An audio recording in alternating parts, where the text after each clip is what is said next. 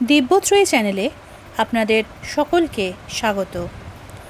অচিন্ত্য কুমার সেনগুপ্তর লেখা পরম পুরুষ শ্রী শ্রী রামকৃষ্ণ থেকে পাঠ, আজ পর্ব ৪৫। ওম স্থাপকায় চ ধর্মস্য সর্বধর্মস্বরূপিণে অবতার বরিষ্ঠায় রামকৃষ্ণায় তে নমঃ। শুধু প্রথম রাত্রি নয়, প্রতি রাত্রি ঘোমটাতে মুখখানি ঢেকে সর্বাঙ্গে কুণ্ঠিত হয়ে নিঃশব্দে শুয়ে থাকে সারদা। শুয়ে থাকে তরলিত সরলতা, সমর্পিত প্রশান্তিতে। স্পৃহা নেই, প্রতিবাদ নেই, প্রতীক্ষা করে আছে ধৈর্যের মতো, তিতিক্ষার মতো, তপস্যার মতো।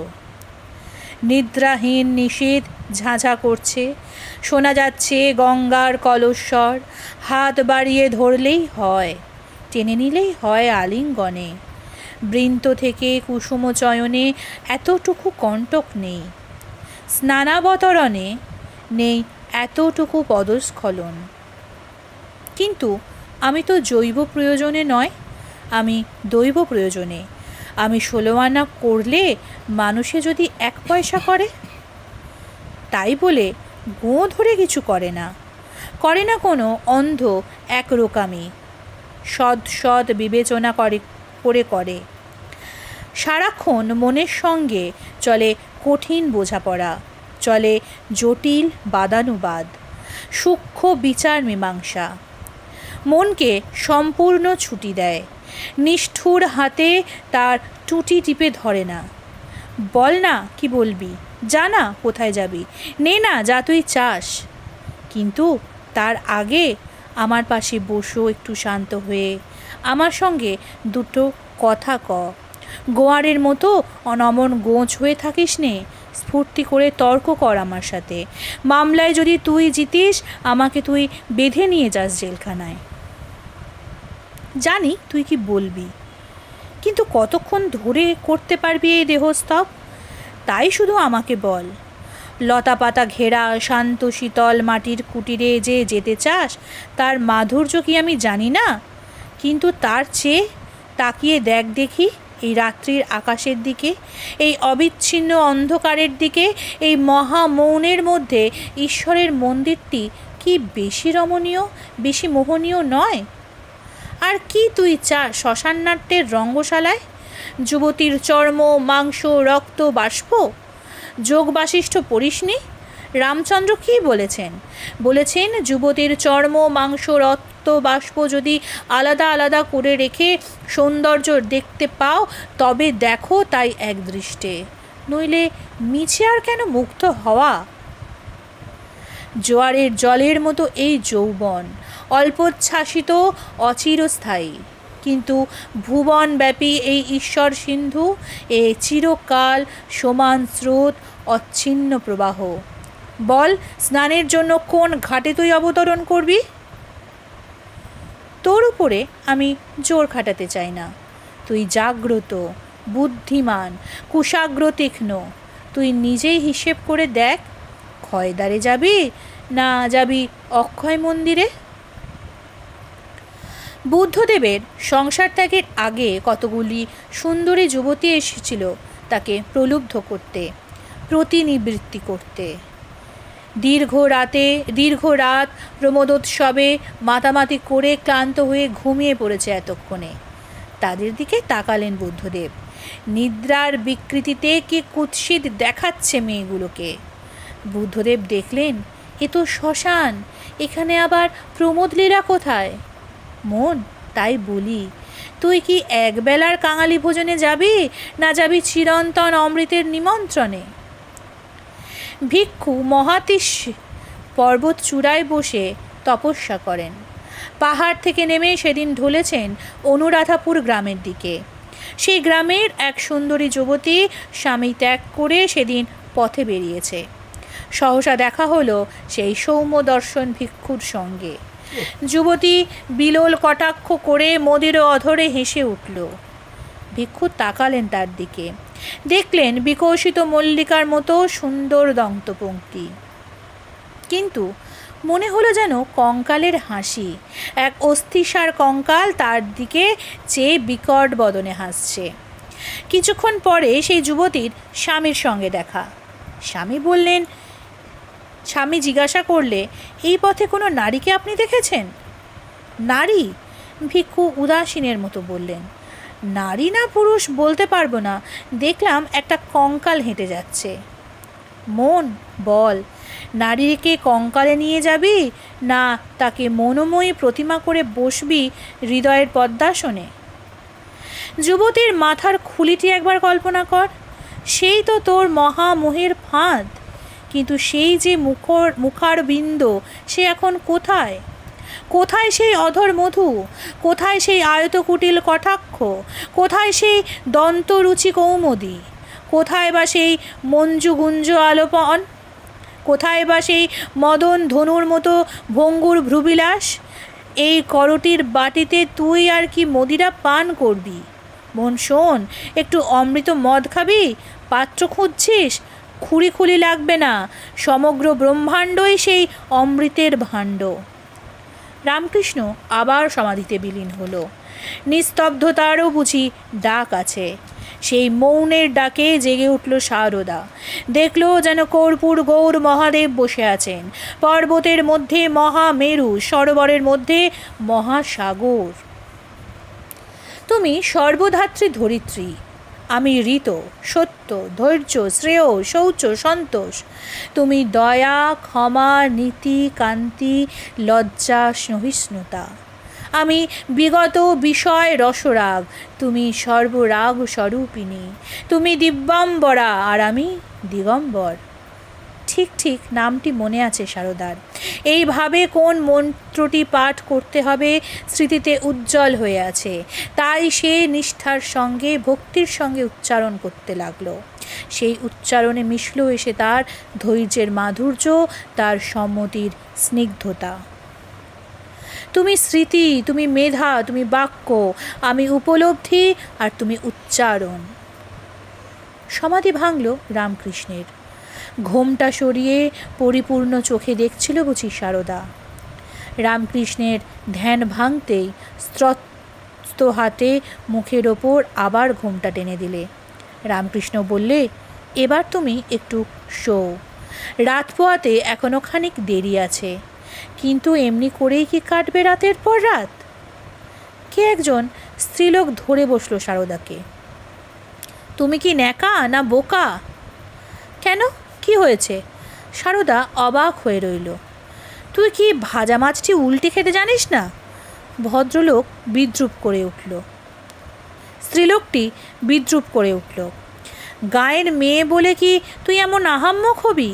গায়ের মেয়ে কি আর বিয়ে করে না? স্বামী নিয়ে ঘর সংসার করে না?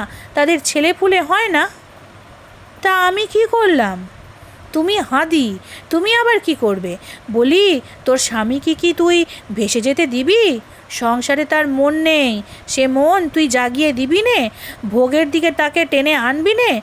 তোর কপাল তুই চিবিয়ে খাবি? ধর্মপত্নী হয়ে এমন অধর্ম ঘটাবি তুই? বিমূঢ়ের মতো তাকিয়ে রইল সারদা। অধর্ম? তার ঠাকুর তাকে দিয়ে অধর্মের অভিনয় করিয়ে নিচ্ছেন? তাছাড়া আবার কি? তোকে বিয়ে করেছে অথচ তোকে তোর সংসার ধর্ম করতে দিচ্ছে না, এ তো ঘোর তোর অধর্ম। তুই স্ত্রী হয়েছিস, তুই এবার মা হবি নে? তুই তোর পাওনা কন্ডা ছাড়বি কেন? স্বামীর কাছ থেকে আদায় করে নিবি 16 আনা, বলবি গিয়ে সোজাসুজি, আমি সন্তান চাই, আমি মা হব। সরলতার প্রতিমূর্তি সারদা। রামকৃষ্ণকে সেই রাত্রে বললে তাই সে স্পষ্ট করে। ঘোমটা ঢাকা মুখের মধ্য থেকে কেমন অদ্ভুত শোনালো কথাগুলি। সবাই বলছে আমার একটাও ছেলে পুলে হবে নি। বিয়ে হয়েছে আমার, তা নইলে সংসার ধর্ম বজায় থাকবে কিসে? কথা শুনে চমকে উঠল রামকৃষ্ণ। সারদার মুখে একই কথা। সারদার উপযাচিকা হয়ে পা টিপতে লাগলো রামকৃষ্ণের। ছোট খাটটিতে তার শোবার কথা, বড় তক্তপোষ্টিতে এসে বসল। মহামায়ার চাতুরি বুঝতে পেরেছে রামকৃষ্ণ। সে হাসল মনে মনে। মন্দিরের ভবতারিণীকে উদ্দেশ্য করে বলল, তোর চালাকি ধরতে পেরেছি। তুই এতদিন নিজের মূর্তিতে এখানে ছিলি, আজ তোর কি খেয়াল হলো স্ত্রীর মূর্তি ধরে এলি আমার কাছে? তুই যদি তাই আসতে পারিস আয় আমার কাছে, তুই আসতে পারলে আমার ভয় কি? সারদা আড়ষ্ট হয়ে রইল, চকিতে কেমন যেন হয়ে গেল আর এক রকম। রামকৃষ্ণ বললে, তুমি মা হতে চাও? তা মোটে একটি ছেলে খুঁজছ কি গো? দেশ দেশান্তর থেকে তোমার কত ছেলে আসবে, সব মাতৃমন্ত্রে মাতোয়ারা। তুমি যে তখন মা ডাকে তিষ্ঠ হতে পারবে না। সারদার মুখে আর কথা নেই, দেহে আর দেহবোধ নেই। ঠিকই হয়েছে, মহামায়া ঠিক ভাবটি এনে দিয়েছেন তোমার মধ্যে।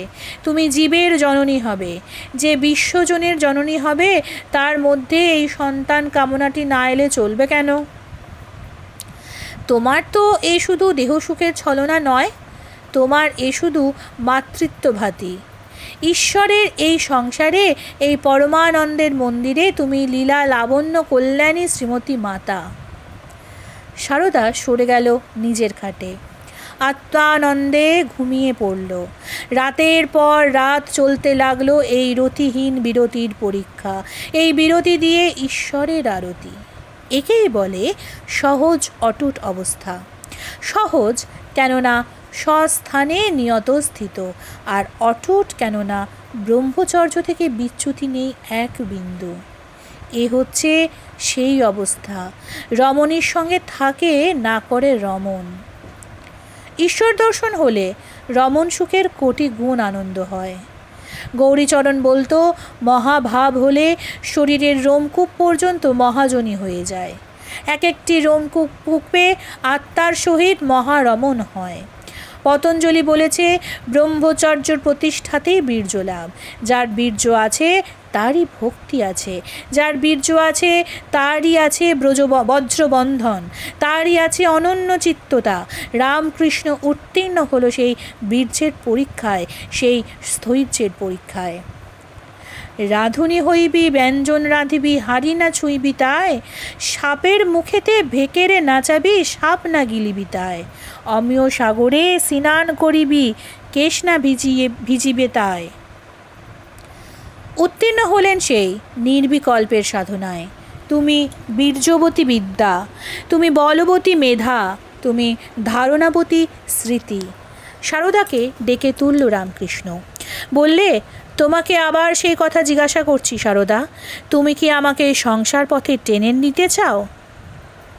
না। সারদা বললে, তোমাকে তোমার ইষ্টপথেই সাহায্য করতে চাই। বেশ। তৃপ্তির প্রসাদে বুক ভরে গেল রামকৃষ্ণের। বললে, এবার তবে ঘুমোও নিশ্চিন্ত হয়ে। কতক্ষণ পরে আবার ডেকে তুলল সারদাকে, বললে, সত্যি করে বলো তো, তোমার কি মনে হয় আমি কি তোমাকে ত্যাগ করেছি? বা তা কেন মনে হবে, আমাকে তুমি গ্রহণ করেছ। শান্ত সমর্পণে ঘুমোলো সারদা। এ অর্পণকে বলে, এ অর্চনা। রামকৃষ্ণ বললেন, তুমি বাণী, তুমি করুণা, তুমি আমার নাম সাধময়ী ভিক্ষা। যোগেনমা বড়লোক ঘরের বউ, কিন্তু সংসারের জ্বালায় বড় জ্বলছে। তাপহরণের খবর পেয়ে শটান চলে এসেছে দক্ষিণেশ্বরে। রামকৃষ্ণ তাকে স্থান দিলে, বললে, সারদার কাছে যাও, শান্তির স্পর্শটি ওর কাছে। দুদিনেই ঘনিষ্ঠ হয়ে উঠল যোগেনমা। যেখানে একনিষ্ঠ সেখানেই ঘনিষ্ঠ। তার কাছে সারদা আক্ষেপ করল, ওর কেমন ভাব হয় দেখলে? দেখলুম, আমার ইচ্ছে হয় আমারও এমনই ভাব হোক। তুমি ওকে গিয়ে একটু বলবে? কি বলবো? যোগেনমা তো অবাক।